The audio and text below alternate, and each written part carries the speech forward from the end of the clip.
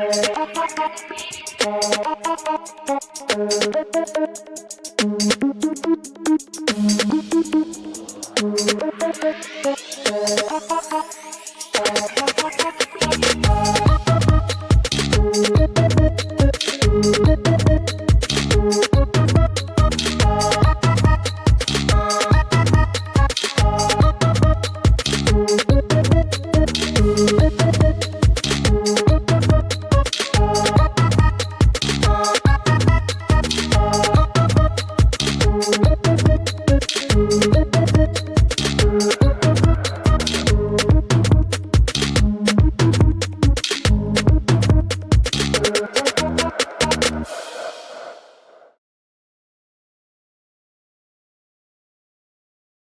want to talk about the lack of support in African dance.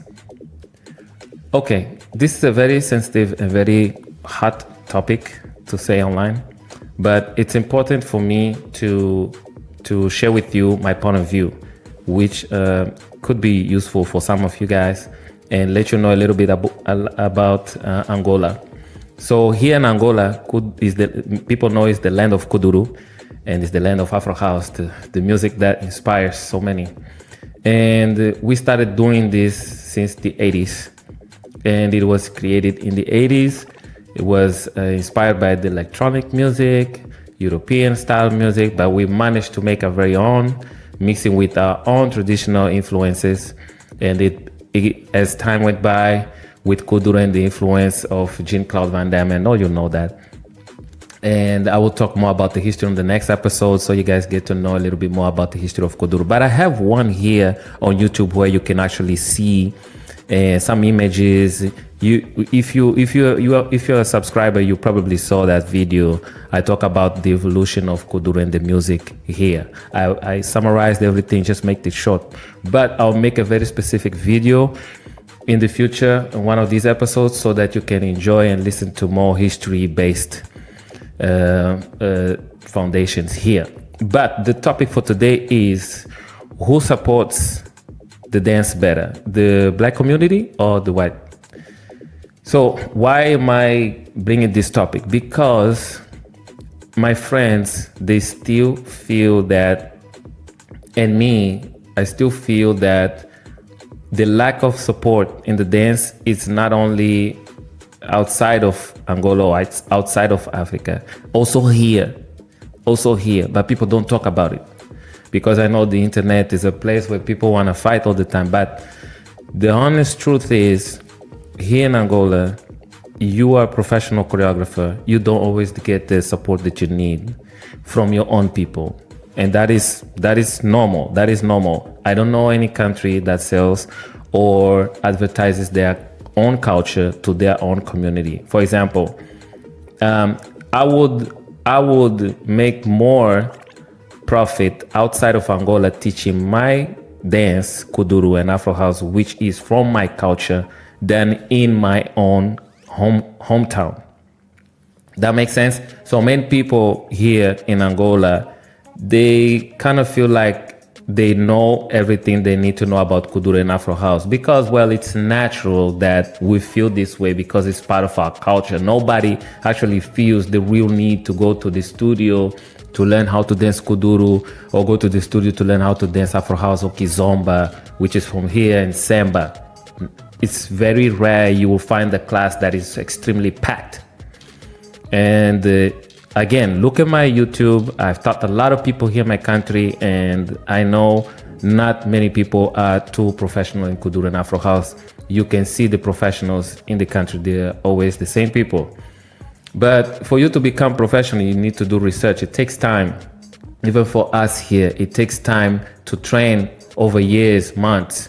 But let's talk about the support outside of Angola, outside of Africa. I know there's many back and forth between cultural appropriation that people talk about. Even I have talked about it before. But to be honest, I don't know anyone here in Angola, anyone that I know, because I go out with a lot of dancers, and I've taught a lot of dancers and professional dancers here in my country. that gets upset when they see someone dancing kuduro or making money out of kuduro Afro house. I don't know. I haven't seen. I don't get upset. I don't get upset. If you're doing the dance correctly, if you're doing it well, you are teaching people. I don't know. I don't get upset or say you are stealing or you are taking. Okay, so I know this is something that anyone would feel like you're taking something from me, but let's be honest about something. I've traveled a lot. I've taught a lot of classes throughout the years of my career, and honestly, I got more support from the white community in most of the classes that I taught. It's not because my black community don't like my dance or anything. It's just that we have this thing inside our head that we feel, yeah, we know this. You know, you're not. If I go to the class, it's more for the hype and enjoy. I like that person, I'm gonna go, but not really to learn how to dance. But the white community, they come into your class, they want to learn, they ask questions, they take notes. Hey, how is this dance? What you call this dance? When was it invented? These are all my students that I've met throughout the years. Most of my white students, they always come to me, they ask me, what's the name of this dance? You know, I've never felt anybody like was there trying to learn something and then next day you see that person is teaching. No, that depends on how you as a choreographer teach and what's your mentality inside the class and what's your vibe, what's your energy that you're spreading to your students, white or black. Because there are many choreographers, and I'm not gonna say the names, that I see and I feel that because sometimes they don't know much about their own culture, they try to convince people to believe that they are professional. And sometimes when you try too hard to convince people to believe that you're good at something that you're not really good, what you do, you find strategic ways to make people love you or see you like a hero, or I don't know. I don't talk much about this when I see on YouTube or online, but I've made a lot of comments about this on my Facebook, and some people get upset. But the same way most people go into the internet and say, hey, you are taking my culture, you are taking this, is the same way I'm coming here to say that I think we need to revise ourselves. And most of my brothers and sisters, not all of them, outside of Angola, they're not really professional kuduro or kizomba instructors. But because they are outside of Angola, who's gonna judge and say, oh, you don't really know? They're gonna feel, what, you telling me I don't know my own culture? You see, this kind of attitude is what makes the whole thing looks bad and make us here in Africa look bad. Because then when people come here to meet us, who have been living here and have been creating, have been thinking about these steps and just making it with no, with no need of thinking about revenue. Because let me give you a really good example. I make a lot of videos here on my YouTube. It's very rare you will find my recent videos like more than 20K views, more than 30K views. And to be honest, I don't make money from YouTube, but I put out a lot of free tutorials here. And I've been doing this for a long time. My YouTube has been here for a long time, but I'm still posting videos. I'm still doing it. It's not because like I'm hoping someday it's gonna blow up. No, because I feel I'm speaking to you guys through my dance for you to understand how the dance is, instead of me going to the internet and fight people. So if we start using our actions like showing that we are professional and trying to convince and stop trying to convince people into believing us that we are professionals by pointing out people and say, hey, you are taking my culture, this, I think the dance community is gonna look much better. And to be honest, I've had more support from the white community, and not only me, some of my friends included, but most people just won't say this because, they'll get really, they'll get backslash from the other dancers. But it's not most African dancers here, professionals, that are complaining online about this. The only thing that we complain about, and I'm talking now as a professional dancer here in Africa, in Angola, the only thing that we complain about is the lack of support to travel to festivals. How is that? Let's say France. Let's go France. We know there are many Congolese and there are many Angolans and also Senegalese. There are many good African dancers, right? But not all of them are there in France. Not all of them are there outside in Amsterdam or UK or any place. Most of us are here in Africa. So when there's a show, when there's an event, obviously we don't know, right? When there's an event, I think people should at least, inside the event, should at least have two natives. Like I'm not only talking about people that were born in France, people that were born in London, and then they saw their culture through the internet. I'm talking about the people that were born in Africa that are creating the moves that most of you are dancing. I'm talking about these people that are studying right now the moves, creating those choreographies, These ones, I think they deserve, they deserve to at least travel at least 3 times a year to teach properly. And I've seen many event producers doing that. And I know it's costly, but it's better. Because what happens is you are promoting someone who is from Africa, but never came back to Africa.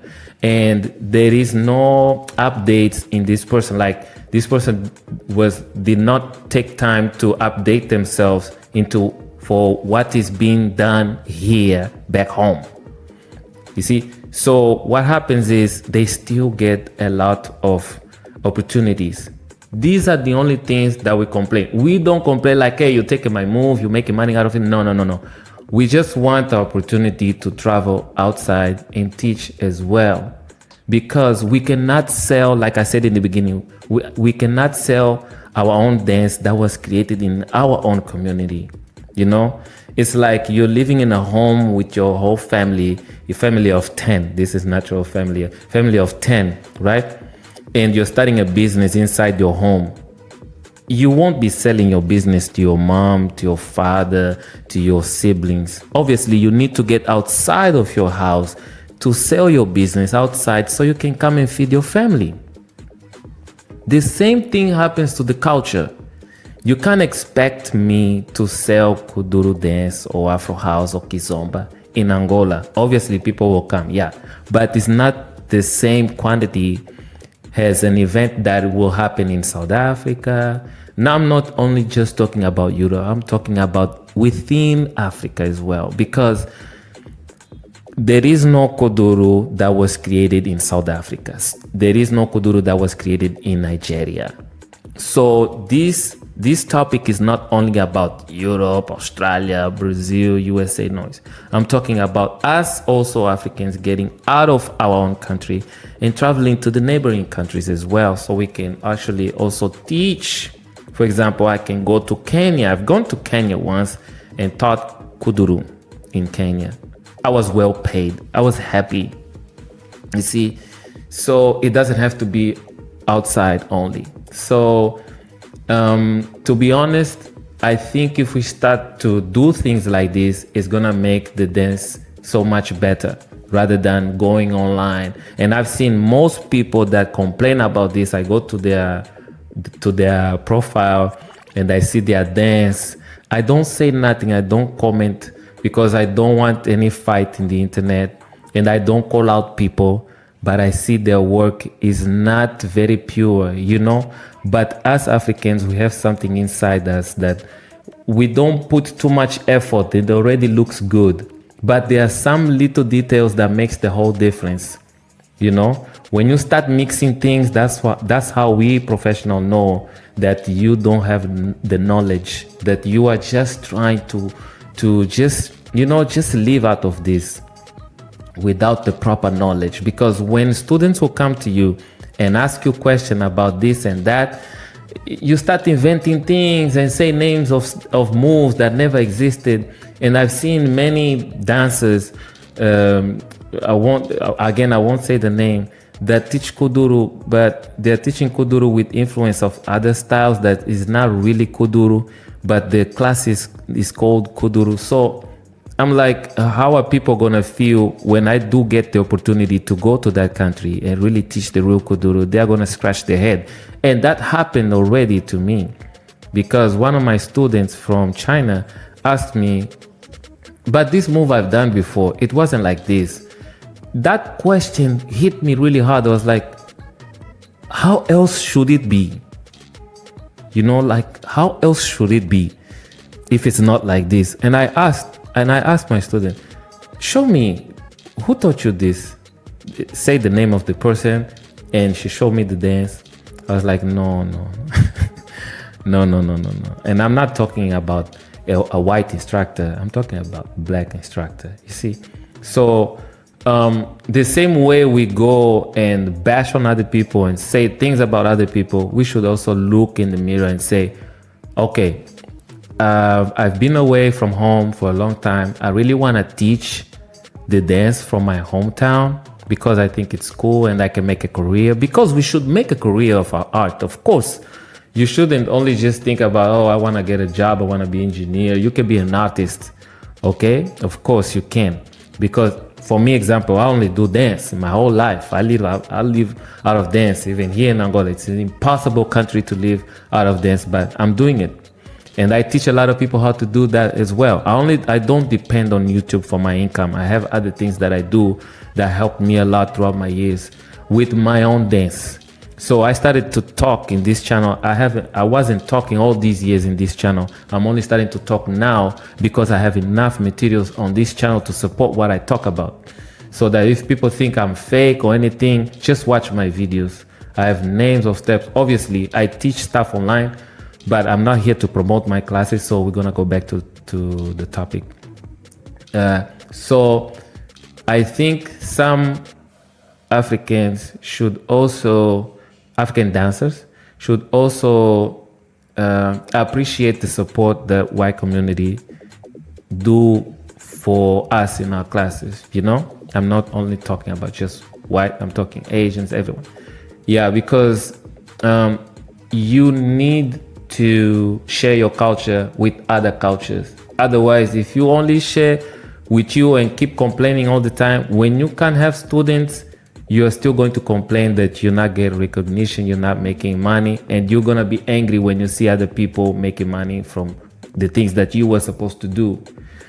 So the only way that you can respond to any cultural appropriation or anything that you might feel, and I'm not saying that I'm taking myself out of this, because I've felt some things before as well, not just from white people, also from black people. You should train yourself to be really good so that you won't feel less. Train yourself, you know, take time. Like, there are many people that promote African dances that are in Africa. They're very professional. Reach out to them. Hey, I really want to pay you for this. I wanna learn this dance. Even if you're African white, just reach out to this person. Like, I really want to learn this dance and I want to be professional. I want to teach. Be honest, you want to teach. Then this person is going to tell you, okay, you're going to pay me this. I'm going to teach you everything I know. And you're going to study that. Don't rush to start teaching 1 month, 2 months. No, take your time. Take your time. You can start teaching your friends for free, you know, and then you start feeling that groove. Okay, it's natural now. I think I'm ready. Talk to your teacher. Your teacher will become your best friend. And then the same way you are supporting that professional is going to support you. Someone is going to support you as well, your students. And your students will come in different colors, different races, different countries. And that's how artists should be focusing on. First you, then others, right? So I know this has been talked about before, but I know the hot topic in the internet is appropriation of culture and everything. I'm not taking myself out of the situation like I'm saying, oh, you guys are complaining. No, I'm not saying that, because I've also seen some things that I wasn't happy. But I'm here to talk about this part of specifically the dance, the things that we don't talk about. Let's be honest. This is what I'm talking about. Let's be honest. There's been some huge support, okay? So let's also say thank you for those supports, because you as an artist, you need professional support. When I say professional support, you need to make money out of something that you have mastered. That way, you're gonna buy new clothes, you're gonna build your studio, you're gonna buy a new camera, you're gonna buy stuff that are going to support your career, because you cannot depend on companies or sponsorship to support you. Only you need to support yourself as well. So you need to make money. Okay? When I was starting my career as a dancer, I was doing things for fun until from 13 to 21, I was doing things for fun. Then I had to wake up and say, well, I think I'm really good at this. I can teach, I can make a living out of it. And wow, look, it's been 14 years and I'm making a living out of my own talent. So, this video is so long. I want to keep it short. Yeah, so this is something that we really need to pay recognition as well to people that come to our classes. Let's not be unfair to those people that have been supporting us. Okay, I'm talking to the real ones, people that like to hear the truth. I know people are gonna dislike this video. They're gonna say a lot of things, but I just wanted to put this out of all the complaints that I've seen. Let's also say thank you. Not only to the white community, but the Asians, the Mexicans, the Latinos, even the black community. Let's all say thank you to everyone that has been taking our classes, and be grateful, because I haven't only just taught classes, but I've also done industry work, films. I've choreographed films, commercials, so many things because of my dance. And when I was doing it, I was just posting. And most of the jobs that I got is from this YouTube channel. They saw my work here and they called me. I got a lot of opportunities from posting videos here on YouTube. So if you are starting your YouTube channel, you're not making money or views on your YouTube, don't be disappointed. Your video might inspire the right person. One person can change your life. You don't need to worry about hundreds of views, make $1,000s of dollars, because you can get a really good deal out of one good video that you make. Somebody's gonna reach out to you and it's gonna change your life. And that's what happened to me. I don't have many views here on my YouTube. People don't share, don't like my videos, but I haven't stopped posting because I believe in this kind of energy.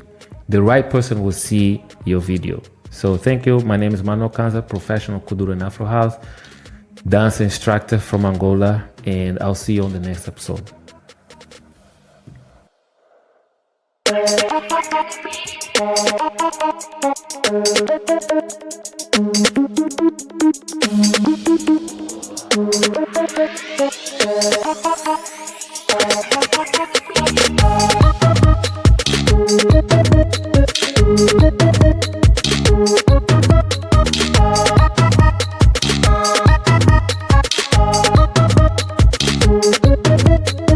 Thank you.